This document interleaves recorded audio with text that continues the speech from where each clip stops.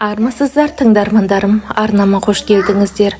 Арнамның дамуына үлес қосып, лайк басып, комментарий қалдырыңыздар. Әрбір комментарий менің кейіпкерлерім үшін өте маңызды. Мен бұл құпияны өзімен бірге көрге алып кетермін деп ойлаған болатымын. Алайда біреуге шерімді тарқатпасам, ішімде атом бомбасы секілді жарылатын түрім бар. Білемін, мұны оқып біріңіз ұрсып қарғап сөгесіздер. Сонда да айтқанды жөн көрдім. Мен үйдің үлкен қызымын, жастайымнан жоқшылықты көріп, азабын тартып өстім. Бір күні қара суға нан батырып жесек, бір күндері аштан аш ұйықтаған кезімізде болды. Әкем мектепте қарауыл, анам болса мектептің еденін жуады. Екеуі де таңнан кешке дейін жұмыста. Менен кейін екі сіңілім, екі бауырым бар. Анам 4 бауырымды маған аманаттап тастап кетеді. Өзім небәрі 10 жастағы қызбын. Өзге балалар ойын қуып мәз-мейрам болып жүргенде, мен судасып, от жағып, кір жуып жүруші едім. Оларға қызығада, қуанада қарап, таманып, тамсанып қойғаннан басқа амалым жоқ болды. Сол тірліктің бәрін істегенім мен қоймай, 4 бауырым бірдеңені білдірсе, үнемін мен жазаланушы едім. Анам не әкем бір рет болсын, шарайсың қызым, деп басымнан сипап мақтаған емес. Ешбір адамнан мейірім көрмей жылылық сезінбей өстім. Кейде бәріне қолымды бір сілтеп, өте алыс жаққа қашып кеткім келетін. Бірақ қайда? Қалай? Еш амалсыз солай күнім өте берді. Бір күні кенже інім ауырып қалды. Анам егер дене қызуы көтерілсе, парацетамол бер деп дайындап, бауырларым дәрілерді алып, жеп қоймас үшін жоғарыға қойып кетті.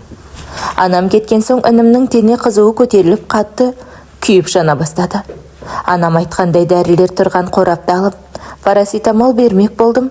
Орындыққа мініп, дәрі тұрған қорапқа әрең қол жеткізіп, тартып жатқанда, қораптың жанында тұрған сірке суы маңдайыма тарс етіп түсіп кетті. Қақпағы дұрыс жабылмаған ба білмеймін, бір сәтте көзімді аша алмай, бетім ішім бәрі оттай күйе бастады. Шыдай алар емеспін. Дереу барып мұздай суды бетіме құя бердім. Көзім кішкене болсын ашылып жалаң аяқ мектепке анама қарай жүгірдім. Мені көріп бүкіл мектеп қызметкерлері топырлап жиналып қалды. Анам болса жылап жіберді, әкем сұранып, бауырларыма бас көз болу үшін үйге кетті.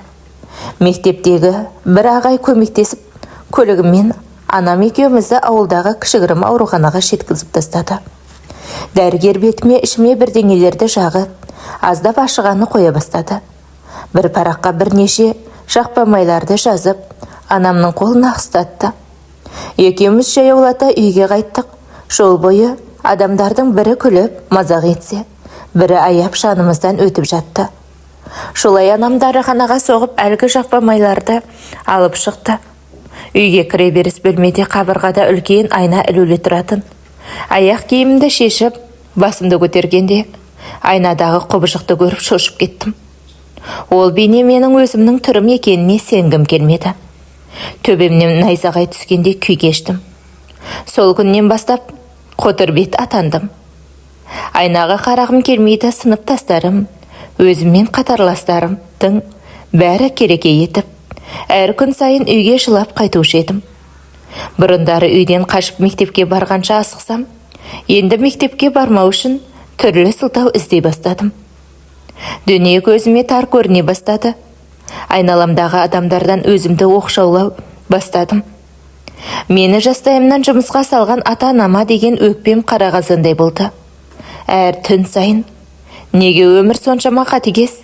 Неге біздің жағдайымыз өзгелердікіндей емес? Неге мен өзге балалар секілді ойнап күліп жүрмеймін? Неге әке-шеше мені еркелетіп, жанға жылу сыйлайтын сөздер айтпайды? Неге? Осы сұрақтарға жауап таппай ұйқыға кететімін. Тіпті ұйықтап жатсам да түрлі түстер көріп шошып оянатымын. Не күнім, не түнім жайлы тыныш өткен емес. Балалық шағым бақытқа емес, мұңға толып болып өте берді. Әніне тағылған мақұлықта өмірім бір қалыпты мәнсіз, мағынасыз жалғасын таба берді.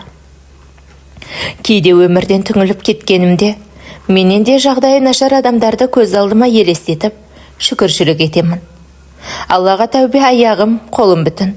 Жүре алмайтын, көре алмайтын адамдардың барын ойлап, тәубеме келуші едім. Есейе келе өмірім тамырынан үзілген солып қурап қалған гүлдей мәнсіз бола берді.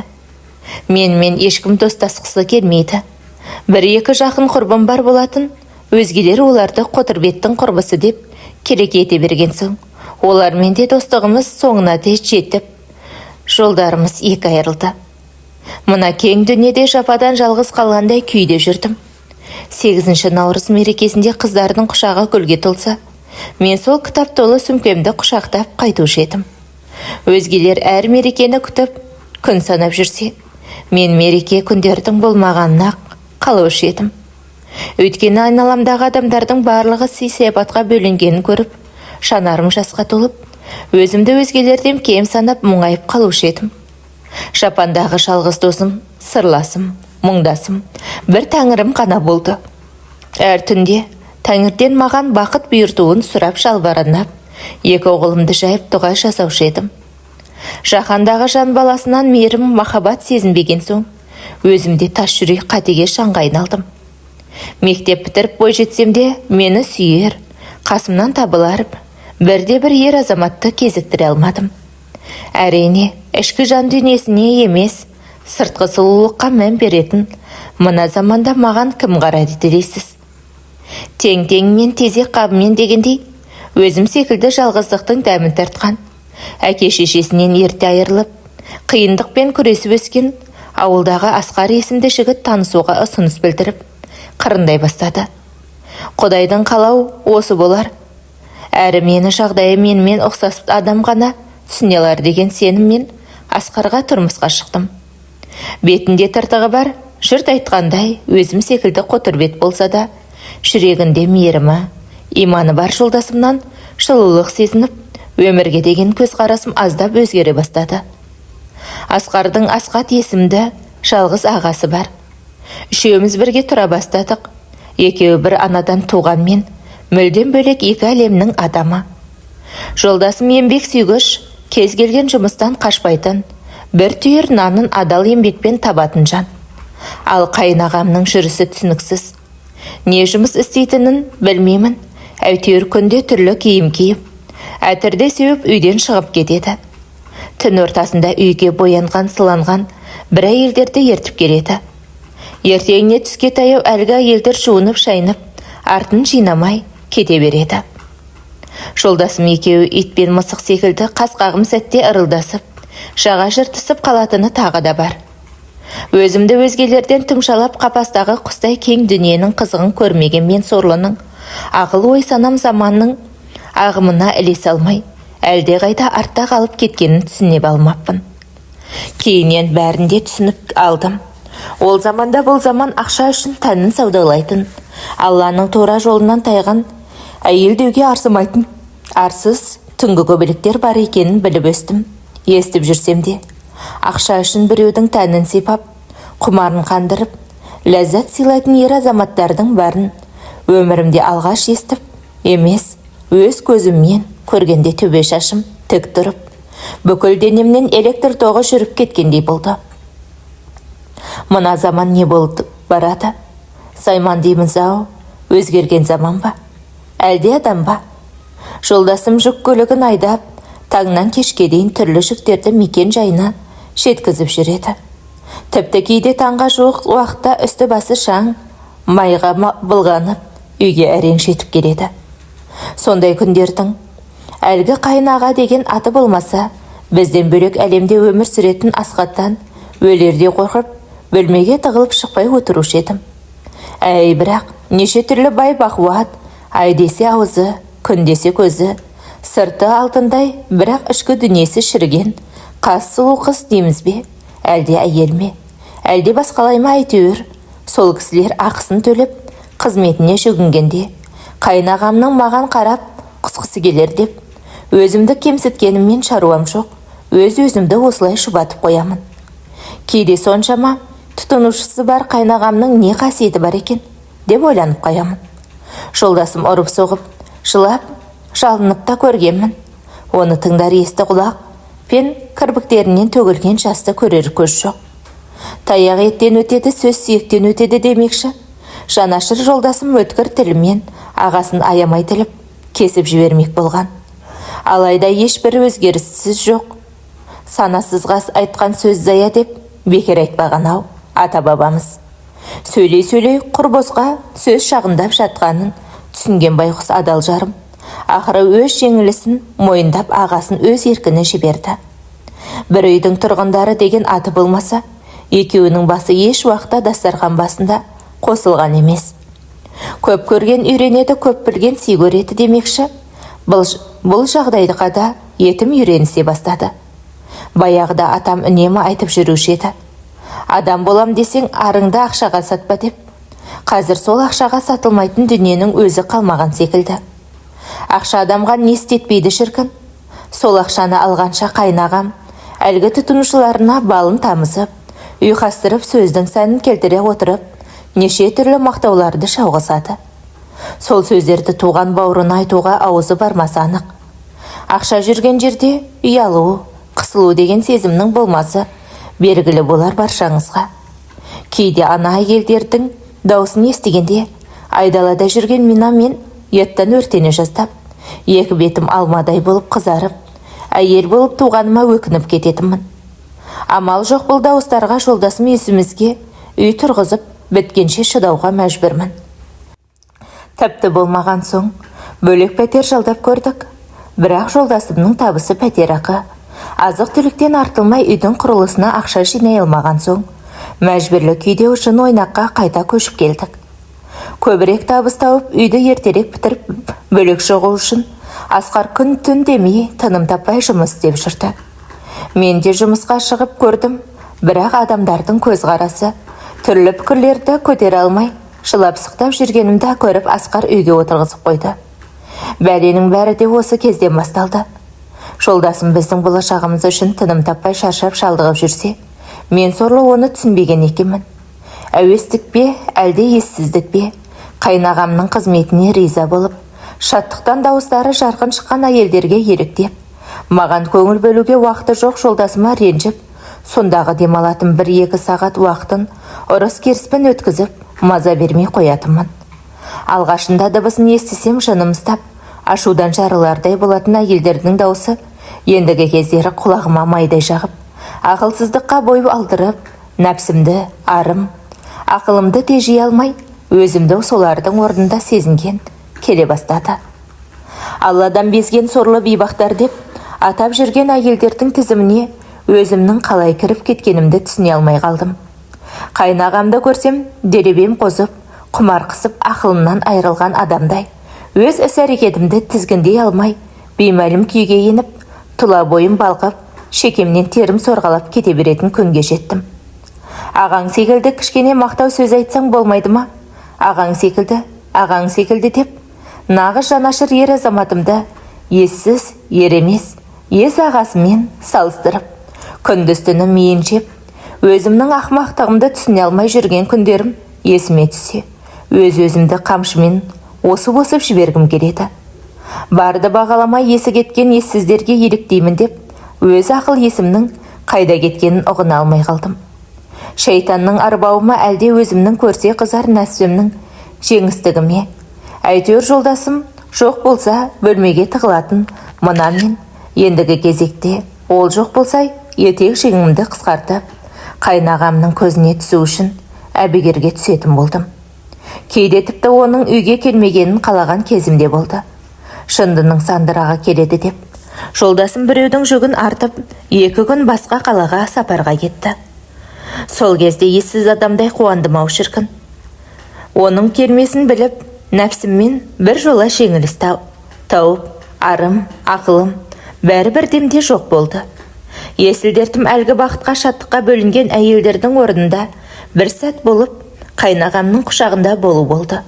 Еш уақытта мені жалғыз қалдырмау үшін, өзге қалаға іс сапармен бармайтын жолдасымды, менің пейілімді байқап шайтан алып кетті ме білмеймін әйтеуір, арам ниетімді жүзеге асыруға барынша тырыстым. Сол 2 күн менің өмірімдегі орны толмас қателікке бой алдырып, ақылымнан адасып, өзімді жек көруге себепкер болған күн. Өкінгеннен не пайда, өткенім қайда келіп, қателігімді түзе алмасам. Тана көзін сүзбесе бұқа жібін үзбейді дегендей, өзім жылтыңдап қайнағама көз сүзіп, алдынан ары бері қалауымды іс қимылымен білдіргендей болып кесе көлденең өте бердім. Ол да мені көп қинаған жоқ. Болыстың маманы айналған қайнағам мені бірден түсіне қойды.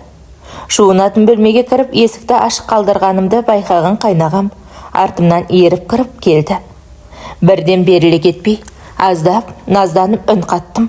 Мұныңыз не? Шығыңыз бөлмеден. Қойшы келінжан, сенің көксегенің осы емес пе? Ендеше неге тартынасың? Қане кел деді. Не айтып тұрсыз? Кетіңіз. Сенің өтірік айтып тұрғаның көзіңнен ақ көрініп тұр. Қысылма, қане, жақындамаған. Жоқ, өтінем кетіңіз. Тәнің неткен сұлу еді, тұла бойыңда бір мін жоқ. Қане, келші құшағыма.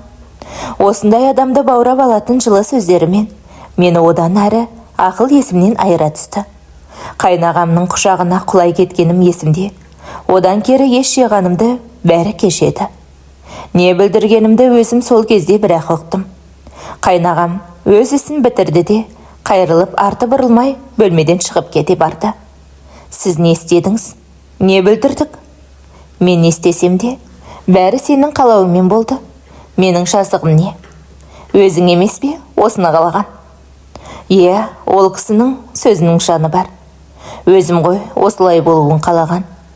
Біз адамдар қызықпыз ғой, өзіміз кінә істей тұра, біреуді айыптауға дайын тұрамыз. Ешқашан кінәні өзімізден іздемейміз. Бұрындары айнаға тек бетімдегі күйіктен қалған дақтармен тыртықтар үшін қараудан қашушы едім. Сол күні үлкен айнаның алдына өз-өзіммен бетпе-бет келіп, өзіммен тілдестім. Сен кімсің? Қандай адамсың өзің? Нәпсіңді жеңе алмай осындай лас әрекетке барғаның қалай? Бұрындары Алладан жақсы жар сұраушы едің. Алла тағала оны саған сыйлады. Ендеше сол адал жарыңа неге қиянат еттің? Оның жанарына сені сүйген мөлдір таза көздеріне қалай тіке қарайсың? Оның құшағында жатып, осы әрекетің үшін ұялмайсың ба? Неге? Саған не жетпеді? Кеше ғана арсыз, тексіз, надан санап жүрген әйелдерден сенің айырмашылығың қалды ма? Айтшы, осы сұрақтарға жауап бере аласың ба? Жоқ, сен бұл әрекетіңді ақтай ала алмайсың. Енді сол бір сәттік ләззат үшін өміріңнің соңына дейін өз ар-ұятыңмен күресіп өтуге мәжбүрсің. Айнадағы өз бейнеңмен жиіркендім, айнаны қиратып, майдалап сындырдым. Айналамның ойна ойпан-тойпанын шығарып, құтырған мақұлыққа айналдым. Үстімнен 2 сағат бойы мұздай суды құйып жуынып шайынсам да, өзімді лас, қарам сезіне бердім. Өз-өзімнен жек көріп, шеркене бастадым. Өзімнің денемді тырнағам, мен осып, шашымды жұлғанымды 1-2 сағат өтіп тынышталған соң ғана байқадым. Денемнің бәрін жарақаттап тастағанын екенмін, бірақ ол жарақаттардың ауырғаны жан азабымның қасында түк тұрғысыз еді. Неге ол әрекетке барғанымды өзім түсіне алар емеспін. Жан жолдасымның маған айтқан әрбір жылы лебіздері есіме түсіп, жан азабы одан әрі өзегімді өртей түсті. Өзімді өлтіруге де оқталдым, бірақ қолымнан келмеді. Ол келсе оған қай бетіммен қараймын. 2 күн бойы төсектен тұрмай жолдасымның әрбір қылығын еске алып, маған деген махаббатын сезініп жылаумен болдым. Әттең, осы сезімдерді қателікке бой алдырмай тұрып ұқсам ғой, шіркін. Тек жолдасымның ғана емес, ата-анам, бауырларымның да жақсы тұстарын еске алдым. Адам өзі нені қаласа соны көреді деуші еді. Мен тек солардың ұрсып, шекірген сөздерін естіп, жаман тұстарын ғана елеп жүрген екенмін. Олардың бойынан тек жаманшылықты іздеп тұратынымды кеш түсіндім. Сол қателік маған үлкен сабақ болды. Жолдасым келер кезде орнынан тұрып, жарақаттарымды шақпаймен бүркеп, өзімді ретке келтіріп, сүйікті асын дайындап күтіп алдым. Есіктен кіріп қараса, көрінген бойда мойнынан құшақтап, құлағының түбінде шын жүрегіммен кешірші мені дегенімді. Оның көздері оттай жанып, не болғанын түсіне алмай сасқалақтап қалды. Бір емес себебін айта алмай, 100 мәрте кешірім сұраған болармын. Аузымнан басқа сөз шықпай, өңешіме бір нәрсе тығылып, дем жетпей жүрегім қысыла бастады. Әрең дегенде есімді жиып, қалтырап дірілдеген қолдарыммен ас ауқатын бердім. Түн уақыты келіп, сағынышын білдіріп, денеме қолы тигенде, көзімнен жас су бұрқақтай атыла кетті. Ол қанша мәрет сұрақтың астына алса да, не жауап бере алмадым. Не айтар едім? Сол күйі жабулы қазан жабулы күйінде қалды. Әр түнде ол жаныма жақындағанда, сол бір жиіркенішті түн көз алдыма елестеп, өзімді жек көріп кетемін. Бірнеше минуттық қателігімнен өмірімнің соңына дейін жететін сабақ алдым. Мені қоғамнан алыстатқан өзгелер емес, өзім екенмін. Ел жұрт күлсе болды, өзімді қапасқа тығып алып, шықпай жатушы едім. Ел айтса не болыпты? Ит үреді, керуен кешеді деуші еді. Мен сол иттердің үргенінен қорғып, керуенімді бір қуыста қалдырып қойған секілдімін. Олар келеке етіп күлгені үшін өзімді көп дүниеден оқшаулайып, бар қызықтан құрғалып, соны сылтауратып, жұмыс істемей үйде жатып алып, Абай атамыз айтқандай, қарнымның тоқтығы жұмысымның жоқтығынан шайтанның арбауына түсіп қалғанын үшін өзімді жек көремін. Адамдардың бәрі бірдей емес екенін түсіне алмаппын. Менен де жағдайы мүшкіл жандар, біреулер арбамен жүріп жұмыс істеуде, қолы жоқ жандарды өз кәсібін жасап жүргенін көргенде, аяқ қолым бүтін бола тұра, болмашы бетімдегі тыртықты желеулетіп, жұмыс істемегенім үшін өз-өзімді шек көремін. Адамдардың тек жаман тұстарын көріп, олардың жақсы тұстарын елемегенім үшін өз-өзімді шек көремін. Өзімнің мінез құлқымды ой елегінен өткізбей, үнемі өзгелерді айыптап, біреуді кінәлайтыным үшін өз-өзімді шек көремін.